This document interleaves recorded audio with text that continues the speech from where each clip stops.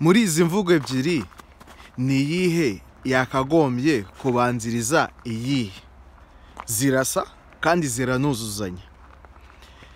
Imvugo ya mbere: ujye uhora witeguye kuko utazi umunsi n'igihe. Imvugo ya kabiri: ushaka inka aryama nkazo. Ese wowe urashaka iki? Witeguye ute? Intego zawe zirasobanutse? Bimeze bite? Uzitegura gute?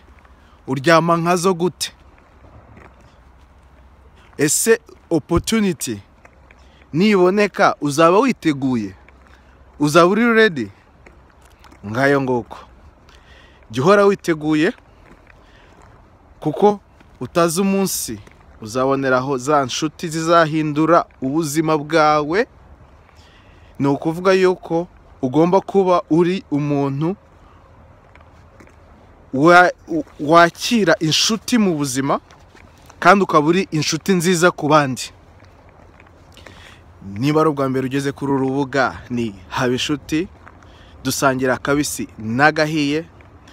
Nawe kanda subscribe uze ujye mu zindi nshuti aho twungurana ibitekerezo kugira ngo dutere imbere. Izo opportunities nziza tuzifate maze ubuzima bukomeze buryohe bube neza. Nizera 100% yuko ubuzima bwiza ubugira kubera inshuti nziza ufite mu buzima bwawe.